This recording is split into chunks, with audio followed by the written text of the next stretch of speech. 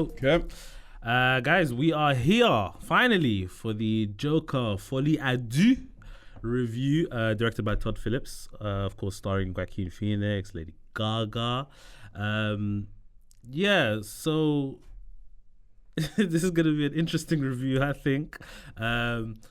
Obviously, if you watched our Salem's Lot review, you know who is in the building. Friend of the pod, we got Manny from the PCS podcast. Thank you for coming. Yes, Thank you for having me. This is going to happen for all 4 episodes. That's fine, man. Okay. I listen to you guys' pod, so yeah. I appreciate that. Yeah. I find it interesting that you lot do like an episode per review. Yeah. Makes sense. It makes it a lot easier to find stuff. Yeah. But yeah, guys, make sure you check the description down below. Manny and Post Credit Scene Podcast. Their socials will be down in the description below. So we are here for the Joker review, like I said. We'll start with a quick non-spoiler.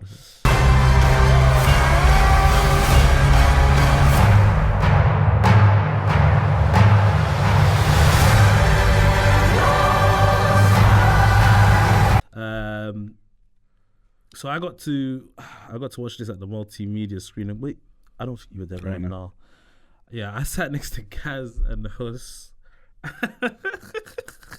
This was funny, but actually, before we get into the non-spoiler, guys, make sure you like, comment, subscribe, and hit the bell so you know when the videos are coming out. Subscribe, share the videos. You know what I'm saying? We're getting kind of up there, so help us out. How many until you get to 1,000? For YouTube? Yeah. Oh, for YouTube, we've got like 400 or something. Oh, you're getting there. But for TikTok and... They're playing with us on TikTok. They are. We're like No, we got there. And then some people look at it thinking, let them work a little bit harder. And they're trying to keep you humble. I wanted to find out who it was. I'm telling you. We're like on like 998 or something, isn't it? It's ridiculous. So by the time the first clip comes out, you'll be on 1,000. I hope so. It's like, do you remember, have you not seen Speed? I Show Speed. Yeah. He was trying to get 1 million. People kept on pulling him. Yeah. I get it paid. I understand it, man. I was watching it. I understand that though. When you're showing it, like, yo, we're ready to go. People are going to take the piss. Yeah, of course. Yeah. Especially they know that this is one of our... Come on, man. Okay, non-spoiler. I guess I'll start quickly. So Joker FOLIE à2. I didn't like this movie at all. I thought that... So obviously this movie, a lot of people complain about the fact that because it's a musical and whatnot, whatever it is. I just thought that pacing was really bad for this movie, personally. I don't think... It started off pretty well and then it kind of just went downhill for me. In terms of the musical numbers, I'm actually... My issue... I don't really have the biggest issue with that. I don't mind musicals, really. Do you know what I mean? And I think that the musical performances were actually pretty good. Lady Gaga's got a great voice. Joaquin Phoenix is an incredible performer. It's just that I don't think that those songs move the plot forward in any way, really. I thought the story was really boring and thin. Like, I don't really know what the story was, to be honest with you. It was like I guess, slight spoiler, but it was like a trial for the whole movie, really. But I just didn't find it interesting. It was funny. Like, I was at the multimedia screening, like I said, me, Kaz, and Hurst sit next to each other, and the movie's done. As we're walking out, the whole way until the outside, we're just complaining about how we didn't like the movie. But I did see you guys clip. I haven't seen the episode yet, but I saw you guys clip talking about Joker, and I see you guys say that he's seen people say that obviously people have said that we don't know what this movie was trying to say, and he thinks that was wrong. I'm trying to rack my brain thinking what this movie was trying to say, and I don't really know. Maybe you guys can help me out. But yeah, overall didn't really like this movie. But move on, Manny. What are you saying? No spoiler. I don't think there's been a film where there's so many things about the film that I've enjoyed like quite a lot to a very good level that I didn't like that much, because I feel like the directing was brilliant. Yes. And I will go on him and saying that despite everything else about the film, this is a film that I think should be considered for best directed film at the Oscars. You mean like cinematography wise? Cinematography, the way that was shot. There's even the scene with the umbrellas when they're walking out the prison with the colours. The scene when Joaquin Phoenix is in the car and you got the angle of seeing the city as it's going through. And there's another shot underneath him where you can see him slowly growing into his mania. And there's so many different scenes that they have that I feel like it's shot like I can watch this film and just enjoy by watching it. I wasn't too mad at the musical stuff. I enjoyed the acting and the performance, but the thing is, and this is probably the worst thing to say about the film, it was boring. Yes, that's the biggest issue of it. It was boring. It wasn't exciting. The court scenes were just dragged. I don't feel like they added anything to the story. I feel like it was just expedition. It was just talking for talking's sake. There was no tension being built. The way that the guards treated Joaquin Phoenix character Arthur Fleck didn't leave any level of threat towards me. It didn't feel like he was in danger at all. It didn't feel like he was in any situation where he will be caused harm. So it was like a lack of threat, lack of tension, and lack of excitement throughout the whole film. And I think that's what his biggest issue was. I appreciate all the other things that Todd Phillips attempted to do with the film. I do really appreciate that, and actually parts of it I really like. But again, if a film is boring, then there's not much I can take away from it on the storytelling aspect, which is a shame because I feel like there was artistry put into it. There was a level of love and intention put within the film. It just didn't land in a way that it should have landed. Yeah, I have to agree. Yeah, this is one of those cases where I kind of wish I went before you. Okay. You what? Sorry? I wish I went before you because I don't have nothing to say now. I'm sorry. He said everything. Yeah. No, but I do disagree. Well, in regards to the musical aspect, I didn't like it. I didn't like the musical aspect to it because, as you say, there are some great musicals in regards to The Greatest Showman and stuff like that. But do you like those musicals? Do you actually like those movies? Yeah. Okay. Cool. This one, I almost felt the music element, the musical, it was a lure for Lady Gaga to do the role because she didn't bring too much to it. She didn't bring. Honestly, if you had to replace Lady Gaga with not Olivia Wilde, what's the Barbie lady? Margot Robbie. Yeah. And told her to tone it down a bit, I would have preferred that. Really? Yeah. Because again, leading up to the first real song where he was standing in the sort of the rec room. We're in spoilers now. Could we jump into spoilers? Let's get into we're in spoilers, guys. Yeah. Go ahead. When he led up to like the sort of common room in a sense in the prison, when they said, okay, they're gonna fry him, and the DA Harvey Dent would say we're going to trial, blah blah blah. And then he was looking, then he broke out into song, and then you could see that's in his mind. Up until that point, I'm like, okay, I was enjoying the movie. I was thinking, where are we going? I don't think that was the first song. No, the first real number where he sort was. Because they were singing there before. One, do you remember after the fire, they're running outside? Wasn't that the No, first that's after the fact. Is it? Yeah. Oh, so they were singing before, but there was none in his sort of psyche, in his head, singing from his head. And after that, I was thinking, okay, yeah, this is what they was warning me about. This is what I didn't want. Because again, up until like the singing was relevant. There was a singing class and everything, and the guard again, his relationship with Joaquin Phoenix. I enjoyed the fact that he was just this guy's like, tell me a joke, make me laugh, and he's very bullish and bully. I thought that was brilliant. But then up until that point, I'm thinking, okay, now we're at a full musical now. It just don't make any sense for me. And then, there's other bits where, as you say, there's no real. It didn't lead to anything. Yeah. Like the guard being the way they are, sort of being bullies and like. They didn't really feel like bullies, but they were acting out as bullies. But then the only real sort of threat that came about was the kid who got. Yeah. And then nothing came full circle. Nothing was mentioned after that. You know what I'm talking about? Arthur's sidekick. Yeah. Yes. But that's it. Yeah. So, yeah. Yeah, it's funny because the guard, Brendan Gleeson, I think he's such a good actor. He's a great actor. He's so good. Like he was in Banshees of Inisherin and In Bruges and all of these movies with Colin Farrell and stuff. And I liked his performance in this as well. But like you said, it's just, I don't know, there's like a little disconnect there somewhere that I just didn't really like. I didn't care for it too much. The whole trial stuff, I was just like, snooze fest. Yeah, because I was just like, where is this like leading to? Like, we know the Joker Yeah. is this maniac criminal Yeah. and stuff like that. Like, whether he goes into prison or doesn't go into prison, we don't care. Do you know what I'm trying to say? We're trying to see like the antics really Yeah. that he gets up to, because the first movie obviously explored this kind of like mental health side of it and stuff like that, and we get it now, and we kind of, even though we know he's kind of this murderer and whatnot, we kind of feel something for him because of his ailment and stuff like that. But then this one was just like you said, snooze fest, man. Like, I just didn't understand where it was leading to. I was trying to rack my brain to see like what this movie was trying to tell us. Maybe it was like the psychology of the Joker and the way he thinks and stuff like that. But I don't know. It really didn't hit. But in terms of the musical numbers, I thought there was some that were pretty good. There was one in the court scene where he's going around and hitting people with the hammer and stuff like that. I thought that was cool. There was one that was like kind of jazzy, and she's on the piano and Lady Gaga and stuff like that. I thought that was really cool as well. But yeah, like I said earlier, it doesn't really move the story at all. Yeah, no, it didn't. So you was gonna say? Yeah, I think one thing that I'll say about the musical, it did kind of add to the mania that he was falling deeper into, because he stopped taking his medication. That's when we start getting more and more singing. So the first musical note, as you mentioned, was him in the rec room, and that one was the most realistic musical part, because he's still wearing the same clothes, he's around the same people. There's a lower level of theatrics, so on and so forth.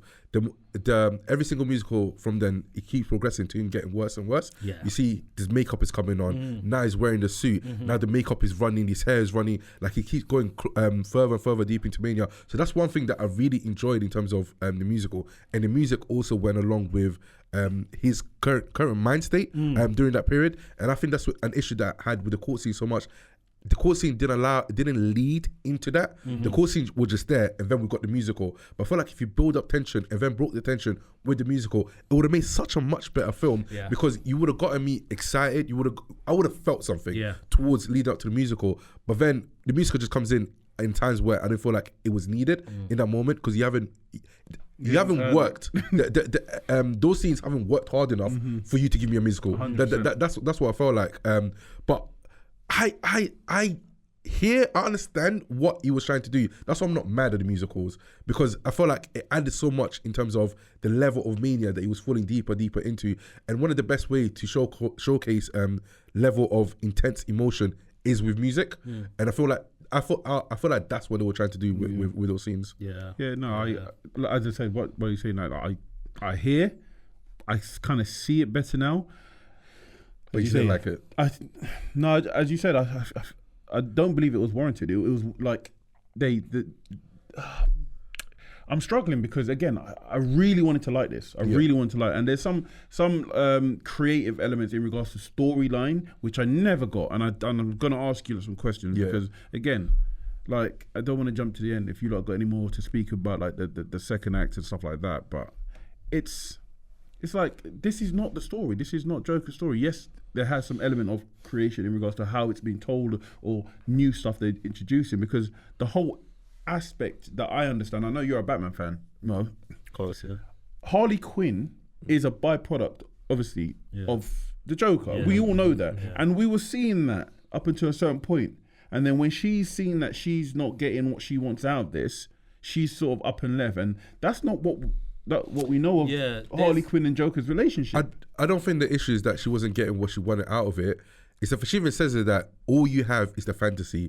And the moment that Arthur Fleck let that go, it was like, oh, I am the Joker, or he says that all of that was a lie, is when she switched off, because you're no longer living in fantasy. Now you're putting yourself in the real world. Yeah. We're not meant to be living in the real world. And I think that's when she let it go. Yeah. Just like, you kind of betrayed who you were as a person. And I think that's also talks into what Todd Phillips was trying to do with this film. He was trying to destroy the idea of the Joker in terms of like trying to separate him from the Joker versus Arthur Fleck. Yeah. No, that is the same person. Whatever you commit and do as a Joker, it also reflects as you as a person, as Arthur Fleck. Just because you have this illness, just because you have this issue within yourself, it doesn't take away the accountability of who you are as a person. And that's what I got from the film, essentially, which I tell. And towards the end, he has to live with his consequences and be accountable for what he did. And I feel like Harley Quinn showcased that in terms of all we had is a fantasy, and now you destroyed that, and then she moved on. Maybe I'm still sort of stuck in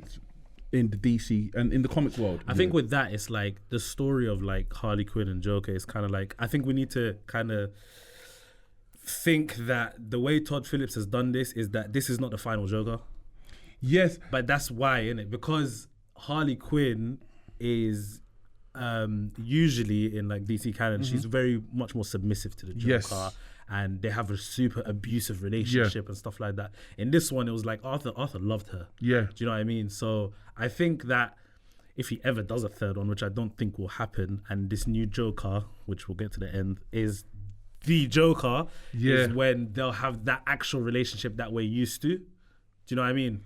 I don't think that it was meant to be for this Arthur Fleck guy and Harley Quinn. Okay. Do you know what I mean? That's the way I see it. No, Anyway. I think if that's the case, I would appreciate that even more, having that bit of explanation, because I'm stuck thinking that's not that's not what's meant to happen, and that's what was in my head. I'm thinking, okay, like he's now dead, and like, what's going on here? But then going to that, if we can jump, that was that a nod to Heath Ledger.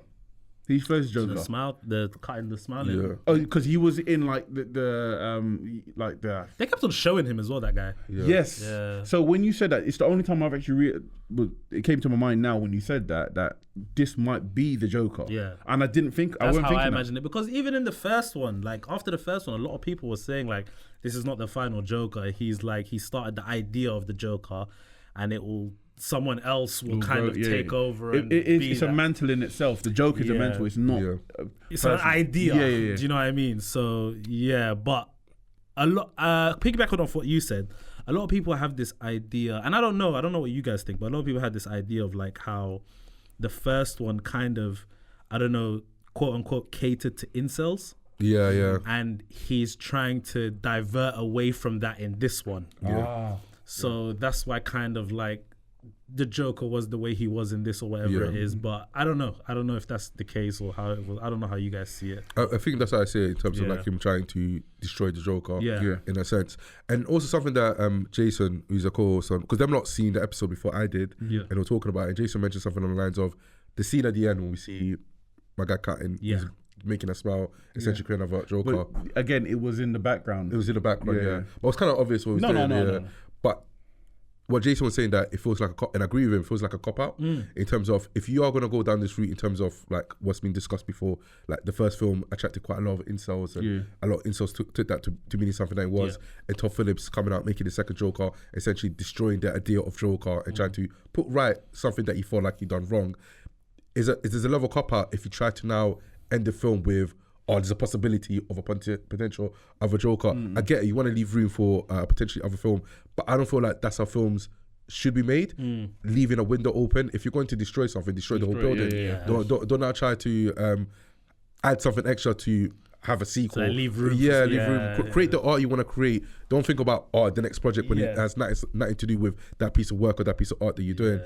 So that scene, generally, I would have liked that scene if I knew a third film was coming, but I don't like the idea of you potentially leaving it open for a third film, because now it feels like a cop-out. It doesn't feel honest. I think that's why the ending of Joker, the first Joker, was so good. It's like he murders Robert De Niro's character, then he's just out in the street and the carnage, and it's just like this doesn't need to continue. It can end like this and it's perfect. Do you know what I mean? So I don't know. I just want to ask you guys: do you not think it's like, not that should he have done a second one, but do you think that it's like, he's making a second one? Okay, fair enough. Is it? Do you guys feel like that, or is it like, nah, you should have just left it completely? After watching this one, even though I always want anything in regards to DC, like Joker, or I want another one. Yeah. But after watching this, I'm thinking, because of the route they went down, they should have left it. Yeah.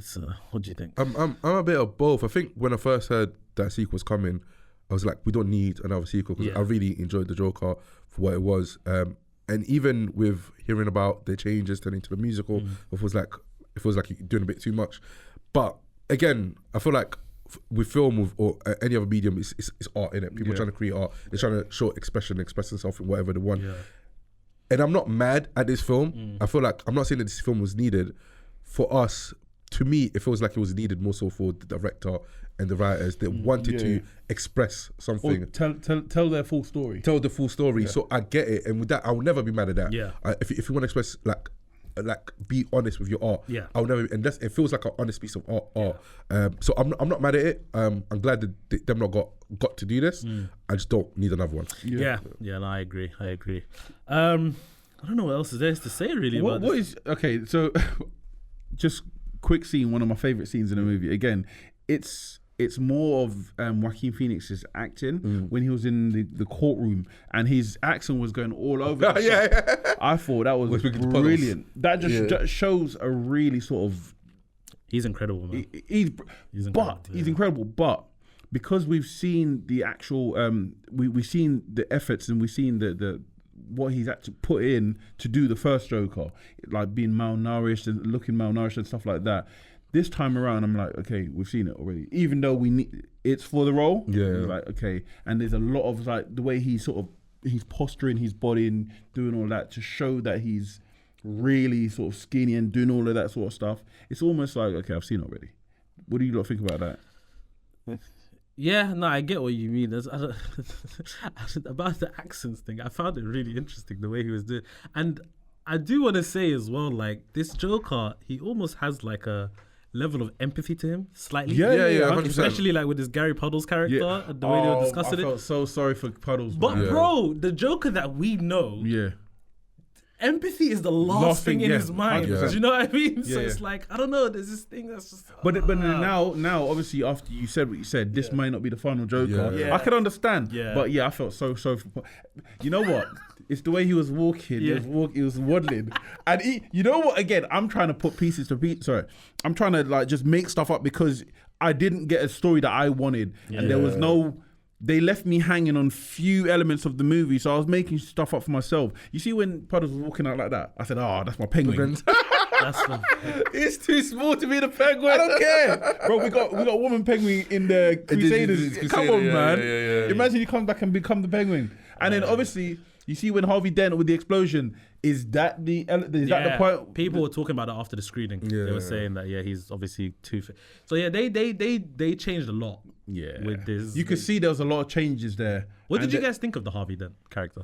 It wasn't needed. No. Yeah. It was not needed at all. It could have been any lawyer. We didn't need Harvey Dent. It's just the Easter egg, isn't it? Yeah, just have a name there, man. Yeah. But yeah. I don't know. But there was something I did want to say and I've forgotten now, but I don't think it's that important anyway. Oh, I got a question. With this, obviously, if we were to sort of get more of Joker, how do you reckon they would integrate a Batman into this world? I know this is just hypothetics. How do you think they would do something like that? If they were to integrate, we got to a point where, okay, Joker is now Joker. He's now he's sort of broken out the coop. He's got a following. And he's just up to his absolute madness. To be Robert Pattinson's Batman, or just it would have to be Robert Pattinson. But how do we introduce that? Even his one, I don't even know how he fits in that universe. Honestly, I really don't know because the Penguin is so far. I'm talking about the Colin Farrell Penguin, so far removed from a sort of Arthur Fleck Joker. It just doesn't. It's a lot more grounded. Yeah. Could they? The thing is, when I watched the Joker, and obviously he has his following, and they kind of remind me of the Villa to an extent in terms of like getting a group of people through social media and all of that. I don't know what angle Matt Reeves could potentially take with a Joaquin Phoenix like Joker. I don't know. I don't know how it will fit. I don't know how it will fit. I think if there's any Batman from the Batman iterations that we've seen, it has to be Robert Pattinson. But even then, I don't know how it would work. The reason why I asked this question because I was racking my brain thinking they have to create a new Batman for this. Oh yeah, I don't think Robert Pattinson can work with. Yeah. Do you like Robert Pattinson's Batman? Love it. Okay. Incredible. The Batman is my favorite comic book film of all time. I hear it. My favorite comic book film of all time. We've had me and Manny have had this discussion. We had this discussion. I stand by that. And every time I watch the film, I believe it more. The Batman is I think it's amazing. I think it's the greatest comic book film. What's crazy is, Kem, the more and more I see this movie, I fully understand. The more I watch it, I'm trying to be agent of chaos here to find a reason to disagree with you, but I don't. That Batman is Batman, bro. Is Batman. The only criticism I have for that is that I didn't necessarily care for his Bruce Wayne, yeah. too tough. Yeah. But I think he can grow with that. Yeah, we had this discussion. It's like the Bruce Wayne is building to be that Yeah. Bruce Wayne, because right now he's like more of a reserved, depressed kind of Bruce Wayne, I guess. Later on, I think he'll become that billionaire playboy kind of person. But And the beauty about and the Batman, the beauty about it, it's not just the Batman. It's not just Bruce Wayne. It's not just Penguin. The Gotham itself It's its own is a character. Yeah. There you go, man. yeah. No, that universe that they've created is amazing. And I don't know, I know you've started Penguin. You started Penguin? I can't. Why? Oh, you waiting for the episodes to come out? Bro, if I watch one Penguin and you know, You're gonna love it. the Brothers Geek Out, Yeah, Kids, yeah, the man. bro, yeah. he's done Kids a and girls. post, he's done a TikTok thing, and it's like a voiceover, and he's basically the voiceover is saying, "Brother, Yeah. I can't watch one.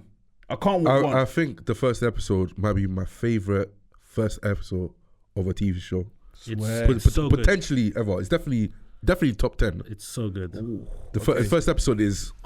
It's so good. Yeah, no, I'm waiting because I want to have the option of putting it down. I don't want to be stopped and said you have to wait till next week. I want to have the option. But one thing that I would say, The Penguin's not the type of show that I can binge. Me personally, anyways. Yeah. I feel like it's too dense. You need to. Yeah, I need to take my time and actually think about the show. Yeah. But that's just me personally. Yeah, but as I said, it's not. I want the option. You want the option? I want the option. Fair. Colin Farrell was killing it, man. But you know What he an doesn't actor. want to do it anymore Why? because of the makeup. the makeup and the suit. As in after this show, he's Yeah, done, he said it's just too much effort.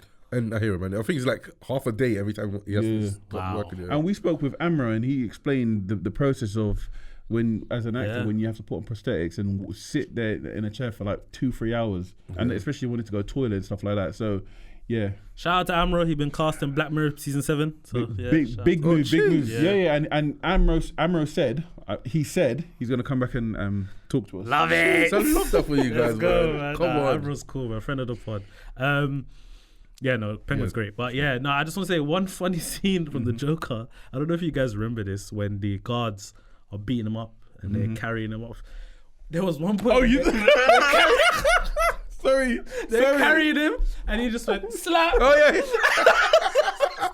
Bro, I think I was the only one who laughed out so loud in the cinema, bro. Bro, It was hilarious. my cinema was quite empty, but there was a few people there, and I was the only one laughing. And I kind of wanted to stand up and look around, thinking, what's wrong with you lot? That was hilarious. Like in the midst of getting battered and doing it, he had the like, Bro, damn, his head is back. Yeah.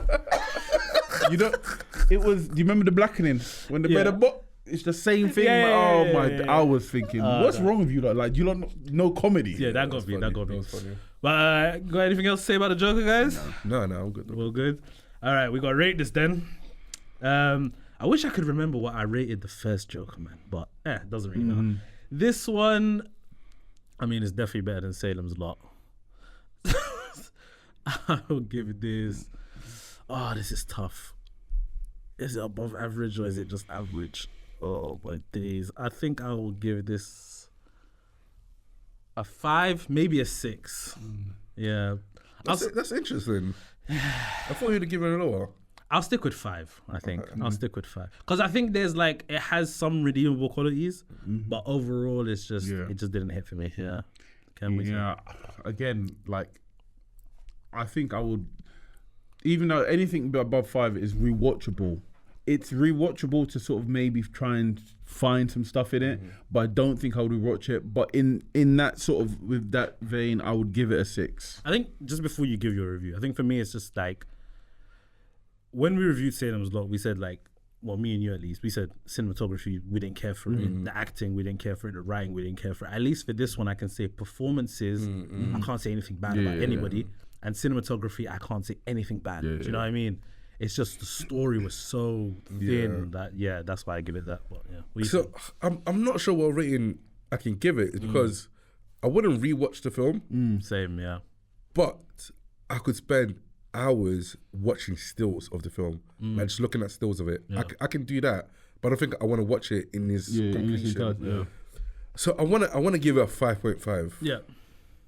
I think that's fair. That's fair. Respectable. Yeah, That's fair, yeah, that's fair.